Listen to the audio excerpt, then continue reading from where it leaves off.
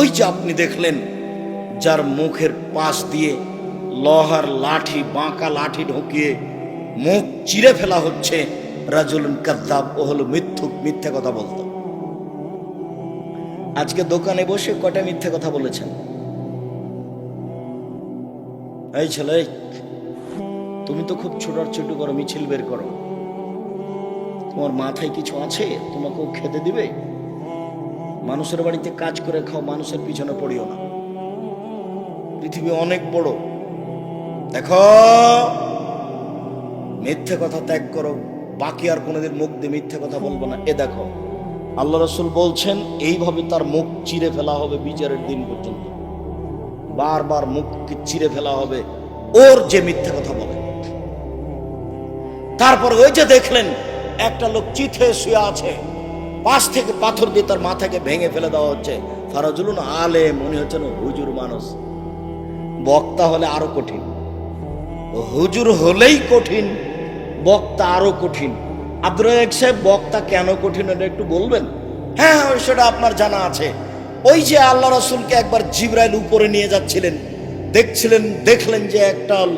দেখলেন যে কতগুলো লোকের ঠোঁট জিভাকে আগুনের কাঁচি দিয়ে কেটে দেওয়া হচ্ছে। জিভাকে আগুনের কাঁচি দিয়ে কেটে দেয়, বিশাল কথা তো। আগুনের কাঁচি জিভাকে কেটে দেওয়া হচ্ছে। তা আল্লাহ রাসূল তো দেখে অবাক। জিবরাইল বলে এ কি কথা? আরে মানুষের জিভাকে কেটে দেওয়া হচ্ছে কেন? মানে হলে এরা কারা? তখন জিবরাইল বলছেন, হাউলায়ে খুতবাউ মিন উম্মাতিক, এগুলো আপনার উম্মতের বক্তা। আমি বলেছি শতকরা 95 জন বক্তা মিথ্যুক, তবে আমি বলিনি ইনি মিথ্যুক, এ কথা আমি বলিনি। আমি বলেছি শতকরা 98 জন মুফাসসির মিথ্যুক, তবে আমি বলিনি ইনি মিথ্যুক। তোমার যদি সাহস হয় যে আমার মুফাসসির মিথ্যা কথা বলে না, তাহলে তুমি পেশ করতে পারো, আমি তোমাকে কথায় কথায় দেখাবো। শোনো, দিন রাত দেখালাম, ওই তো তাবিজের কথা নকশা করা আছে, আর মানুষের বানানো দোয়া খাতমিল কোরআন, কোরআন শরীফ খতমের দোয়া আমি কিয়ামত পর্যন্ত সময় দিয়েছি।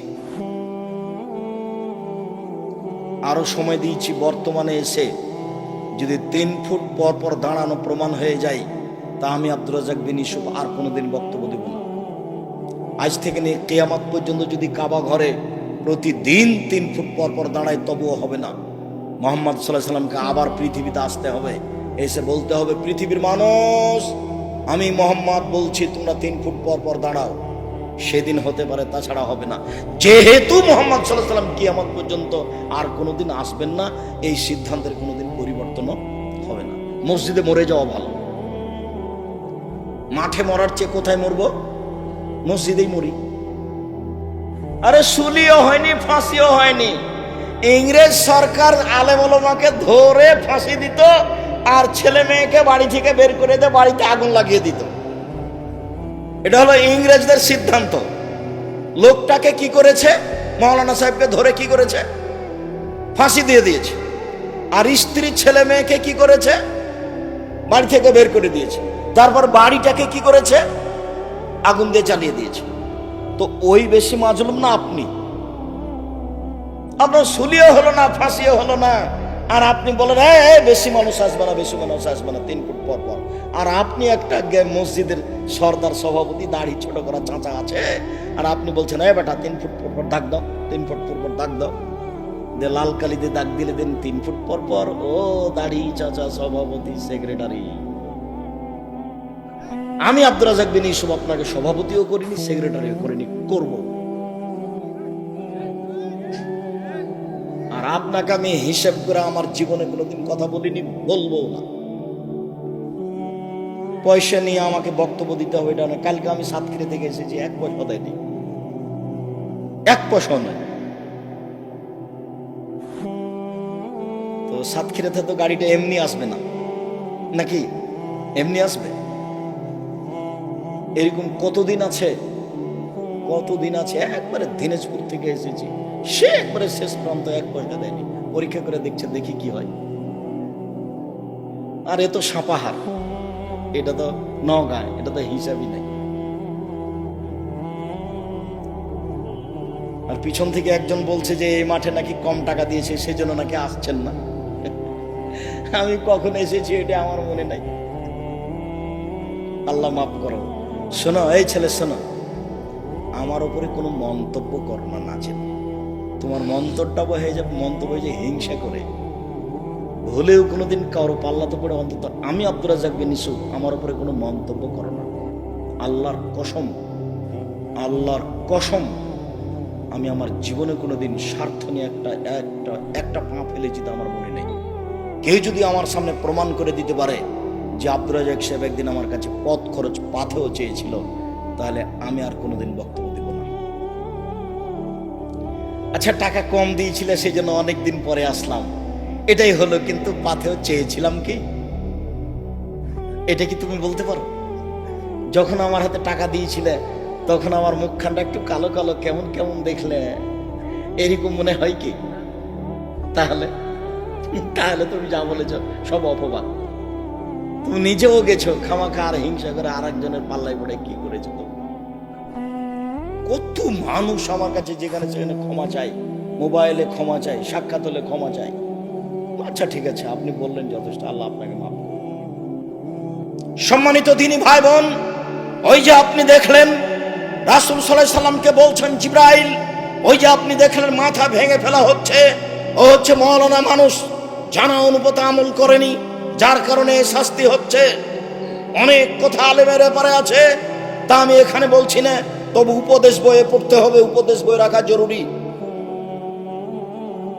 কে বড় ক্ষতিগ্রস্ত কে বড় লাভবান রাখা জরুরি। রিজিক রাখতে আপনি বাধ্য, অন্তত রিজিক বইটি 10 বার পড়বেন।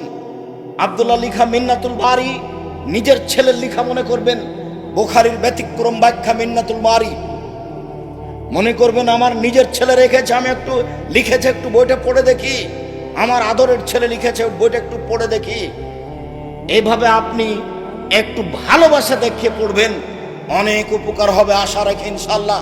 সম্মানিত দ্বীনি ভাই বোন, আমি বলছিলাম রাসূল সাল্লাল্লাহু আলাইহি সাল্লামকে তারা বললেন, ওই যে আপনি দেখলেন একটা গর্তে আগুন জ্বলছে, ধাঁধা ধাঁধা করে জ্বলছে, আর তারা উলঙ্গ অবস্থায় পুরুষ নারী জমা ধরে আছে। আগুন যখন জোরে জ্বলছে উপরে চলে যাচ্ছে, আবার যখন আগুন কম হচ্ছে তখন নিচে চলে যাচ্ছে। অমজনাতা জাওয়ানি, ওরা হচ্ছে ব্যভিচারনী। যারা জেনা করেছে জীবনে, তারাকে উলঙ্গ অবস্থায় জমা করে দেওয়া হয়েছে, জমা করে দিয়ে আগুনের ভিতরে ফেলে দেওয়া হয়েছে। জ্বলছে, জ্বলতে জ্বলতে আগুন জ্বরে উঠছে, উপরে যাচ্ছে, আবার নিচে চলে আসছে। রাসূল সাল্লাল্লাহু আলাইহি সাল্লাম অন্য এক বর্ণনায় বলেছেন যে আমাকে জিবরাইল এবং মিকাইল নিয়ে গেল, দেখি হঠাৎ করে অনেক মানুষ আসাদ ইন্তেফাখান ফুলে ফেপে বিশাল বিশাল আকৃতি হয়ে আছে, 30-40 হাত উঁচু উঁচু লাশ পড়ে আছে। এত গন্ধ, মনে হচ্ছে গ্রামের টয়লেট, মনে হচ্ছে গণশৌচাগার, মনে হচ্ছে গ্রামের টয়লেট, মনে হচ্ছে গণশৌচাগার, গন্ধে টিকা যায় না। আমি বললাম জিবরাইল মান হাউলা, এরা কারা জিবরাইল? তখন জিবরাইল বললেন অহমদ জোনাতা জাওয়ানি, এরা হলো ব্যভিচারনী। একটা হাসান হাদিস, অনেকে বলতে চেয়েছেন হাসান ও নয় জয়ীব, হাসান হাদিস, রাসূল সাল্লাল্লাহু আলাইহি ওয়াসাল্লাম বলেছেন যেসব মহিলারা জেনায় লিপ্ত হবে ওদের লজ্জা স্থানের গন্ধে জাহান্নামীরা জাহান্নামে থাকতে পারবে। যেসব মহিলারা জেনায় লিপ্ত হবে ওদের লজ্জা স্থানের গন্ধে জাহান্নামীরা জাহান্নামে টিকতে পারবে না। জিবরাইল একই কথা, আরে এত ফুলে ফেপে কে তারা, এত কেন মোটা মোটা? জিবরাইল বললেন ওরা হলো ব্যভিচারনী। এই যে দেখছেন উলঙ্গ অবস্থায় জমা হয়ে জ্বলছে, এরা হলো ব্যভিচারনী। তারপরে আপনি দেখলেন একটা লোক রক্তের নদীতে পড়ে আছে, যতবার উঠতে চেষ্টা করছে ততবার পাশ থেকে পাথর বেড়ে তাকে রক্তের মাঝামাঝিতে করে দেওয়া হচ্ছে। ওহ আকেলু রেবা, ও হচ্ছে সুদখোর। লম্বা হাদিস অনুবাদ করে আসছি এই বাক্যটার কারণে। কেউ যদি 1 টাকা সুদ খাই, 36 বার জেনা করলে যত পাপ হবে, 1 টাকা সুদ খেলে তার চেয়ে বেশি পাপ হবে। 2, সুদের পাপের 17টি ভাগ রয়েছে, ছোট ভাগ হলো মার সাথে জেনা করলে যেমন পাপ হয়। দেখেন তো ভাষাটা কেমন, মানুষ মার সাথে জেনা করবে, মার সাথে জেনা করলে যেমন পাপ হয়। 3, কেউ যদি সুদ খায় তাহলে তাকে রক্তের নদীতে ফেলে দিয়ে তাকে পাথর দিয়ে তার মুখকে ভেঙে চৌচির করা হবে যতদিন পর্যন্ত বিচার না হচ্ছে। শেষ বিচার হলো জাহান্নাম। সম্মানিত দিনী ভাই বোন, সুদের অবস্থা আপনি বুঝতে পারলেন। সুদের দুনিয়াতে শেষ পরিণতি ভিক্ষুক, সুদের শেষ পরিণতি পরকালে জাহান্নাম। সুদের শেষ বিচারের মাঠের অবস্থা হলো রক্তের নদীতে পড়ে থাকা। রক্তের নদীতে আপনি পড়ে থাকবেন যতক্ষণ পর্যন্ত বিচার না হচ্ছে। এই ছেলে, সিরিয়াল বলো, মনে করে নিয়ে যেতে হবে। এই ছেলে, খেয়াল করো এদিকে। এক, সুদের শেষ পরিণতি দুনিয়াতে কি? ভিক্ষুক হওয়া। আমি বুঝছি টাকা বেশি হলো তার ফলাফল এই। দুই, কেউ যদি 1 টাকা সুদ খায় তাহলে সেটা কি হলো? 36 বার জেনা করার সমান পাপ হলো, তার চেয়ে বেশি। 3, সুদের পাপের 17টি ভাগ রয়েছে। ছোট ভাগ হলো মার সাথে জেনা করলে যেমন পাপ হয়। 4, কেউ যদি সুদ খায় তাহলে তাকে রক্তের নদীতে বিচার মাঠে ফেলে দেওয়া হবে। যতক্ষণ পর্যন্ত বিচার শেষ না হচ্ছে ততক্ষণ পর্যন্ত কোথায় থাকবে? রক্তের মধ্যে পড়ে থাকবে, রক্তের মধ্যে। আর পাশ থেকে বারবার তার মুখের উপরে পাথর মারা হবে। আজ থেকে তোবা করে এইভাবে আস্তাগফিরুল্লাহ ওয়া আতুবু ইলাইহি, আস্তাগফিরুল্লাহ ওয়া আতুবু ইলাইহি। আপনাকে আমি আশ্বস্ত করে যাচ্ছি আর একটা জরুরি। এই ছেলে, থামো, আমি দোয়া পড়ছি, কথার শেষে এসেছি। আমি আপনাকে আশ্বস্ত করছি দিনী ভাই বোন, শোনেন, আজকেই যদি তোবা করতে পারেন, আল্লাহ আমি সুদের লেনদেন বন্ধ করলাম, ইনশাল্লাহ সব পাপ ক্ষমা হয়ে যাবে। কেন? এই পাপ কার সাথে জড়িত? আল্লাহর সাথে জড়িত। কাজে নিরাশা হবেন না। এরপরে আপনি যে দেখলেন গাছের পাশে একজন বৃদ্ধ মানুষ, তিনি হচ্ছেন ইব্রাহিম আলাইহিস সালাম। সামনে কতগুলি বাচ্চা ছেলে। তারপর আপনি যে দেখছেন উনি হচ্ছেন জাহান্নামের মালিক, আগুন উত্তেজিত করছে। আমি যে আপনার ডান হাত ধরে আছি, আমি হচ্ছে জিব্রাইল। ইনি যে আপনার বাম হাত ধরে আছেন, ইনি হচ্ছেন মেকাইল। আপনি উপর দিকে মুখ করেন, আমি করলাম। ওই যে ঘর, এটা আপনার ঘর। তখন আমাদের নবী বললেন, ছেড়ে দেন, তাহলে আমি ঘরে ঢুকি। তখন তারা দুইজন বললেন, না না, আপনার বয়স বাকি আছে। যেদিন আপনার বয়স শেষ হয়ে যাবে সেদিন আপনি এখানে চলে আসবেন। বুখারী। সম্মানিত দিনী ভাই বোন, আমি আপনাকে সংক্ষিপ্ত বিবরণে সুদ থেকে কঠিনভাবে সতর্ক সাবধান থাকার জন্য অনুরোধ জানাচ্ছি। 5 ওয়াক্ত সালাত আদায়ের জন্য অনুরোধ জানাচ্ছি। বিশেষভাবে বট গাছের নিচে আপনার সব বই, আচ্ছা, বই পুস্তকগুলি আজকে এখানে নাই মনে হয়, বট গাছের নিচে আছে। শেষে জরুরি কয়েকটি কথা। তার প্রথম কথা হচ্ছে, সব দিনই ভাই বোনকে মাসিক আল ইতেশাম পত্রিকা নিতে হবে। আজ না পাওয়া গেলেও ব্যবস্থা করতে পারবেন রাজশাহী থেকে। এরপরে আব্দুল্লাহ লিখা বই রিজিক বইটি সংগ্রহ করতে হবে। আব্দুল্লাহ লিখা বই মিন্নাতুল বারি, কে বড় ক্ষতিগ্রস্ত কে বড় লাভবান, বইগুলি সংগ্রহ করতে হবে। আর জামিয়া সালাফিয়ার জন্য দোয়া করতে হবে। রূপগঞ্জ, নারায়ণগঞ্জ, ঢাকায় মার্চের 4-5 মার্চ দেশের সব বড় বড় আলেম ওলামা উপস্থিত থাকবেন। সবাই সেদিন উপস্থিত হবেন। আমি আপনাদের কয়েকটা জিজ্ঞাসার উত্তর দিই। সবাই আপনারা বট গাছের দিকে আগিয়ে যাবেন। ওখানে সব বই পুস্তকগুলি আছে। এখানে হয়তো বা ভিড় হয়, মানুষের নেওয়া অসুবিধা হয়, যার কারণে ওখানে ব্যবস্থা করা হয়েছে। আপনারা বইয়ের যেটা মূল্য সেটাই। রিজিক বইয়ের মূল্য ৭৭ টাকা, মিন্নাতুল বারি সম্ভবত 200 বা 250 টাকা। আর কে বড় ক্ষতিগ্রস্তর খবর আমার এখন জানা নাই। দুয়ার বই থাকলে 80 টাকা মূল্য। 42টা সহিহ হাদিস আছে হাত তুলে দোয়া করার। দুয়ার বইয়ে আমার দিনী ভাই বোন সকলের জন্য দোয়া কামনা করে বলি, আমার ভাই হওয়ার পর মারা গেছে, তাহলে কি তার নাম রেখে মাটি দিতে হবে? নাম রাখতে পারেন, তবে আকিকা হবে না। জন্মের পর পর নাম রাখা যায়। আকিকার জন্য 7 দিন লাগে। 7 দিনের আগে বাচ্চা মারা গেলে আকিকা লাগবে না। আমরা 2 ভাই, এক ভাই মারা গেছে। কেউ বলল আমরা বলি যে আমরা 2 ভাই বলা কি ঠিক? বলতে পারেন এক ভাই আছে আর এক ভাই মারা গেছে, তাতে সমস্যা নেই।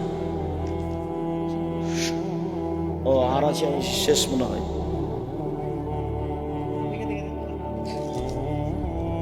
মসজিদে ইমামের পিছনে প্রথম কাতার থেকে শেষ কাতার পর্যন্ত ডান দিকে পুরুষ এবং বাম দিকে মহিলাদের সালাতের ব্যবস্থা করা হয়েছে। পিছনের বারান্দা পুরো ফাঁকা থাকা সত্ত্বেও এভাবে সলাত আদায় করলে সলাত হবে কি? সলাত হয়ে যাবে। সলাত হবে না কিছু নেই, তবে বারান্দায় তাদের ব্যবস্থা করতে হবে, পাশে নয়। কেননা বুখারী মুসলিমের হাদিস, ওদেরকে পিছনে দাঁড়াতে হবে, আর নাহলে ভিন্ন স্থান হতে হবে। 2 তলা করেন, ওরা 2 তলায় যে ভিন্ন স্থানে, নইলে পিছনে। যে কয়েকদিন পড়েছেন পিছনে ব্যবস্থা করেন, নাহলে উপরে ব্যবস্থা করেন। স্বামী রমজান মাসের সব সিয়াম কাজা করে মারা গেছে, স্ত্রী তার পক্ষ থেকে সিয়াম পালন করতে পারবে কি? জি না। দিন প্রতি 1.25 কেজি করে চাউল কাফারা দিয়ে দিতে হবে।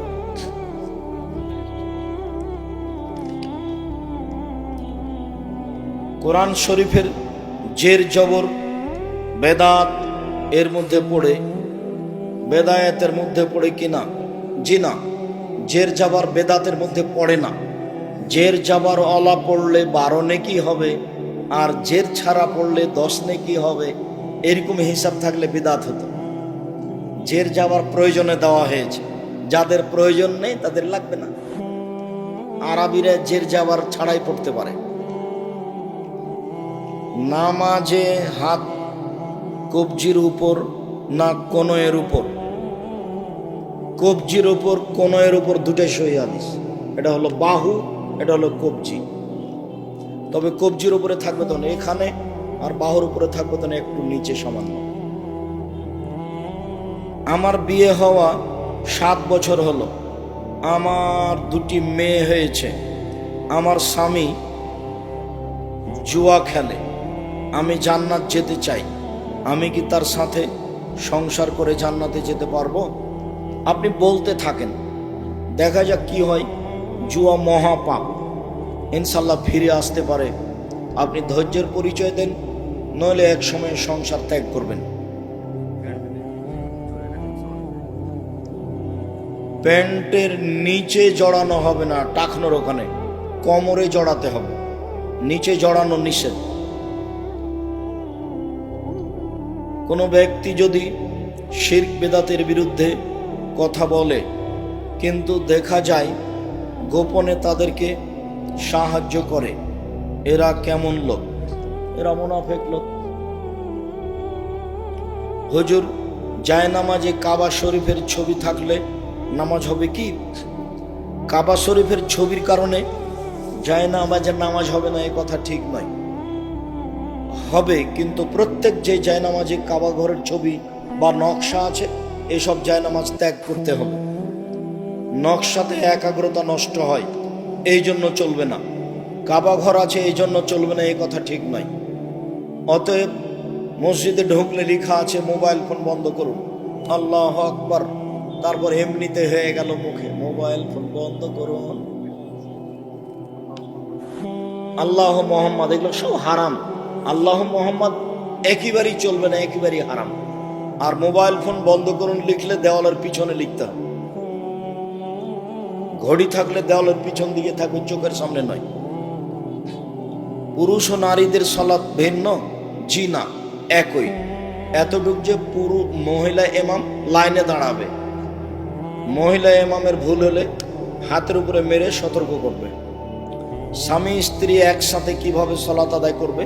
স্বামী আগে দাঁড়াবে, স্ত্রী পিছনে দাঁড়াবে। স্বামী একামত দিয়ে সালাত শুরু করবে। কোরআন তেলাওয়াত শেষে কি পড়বে?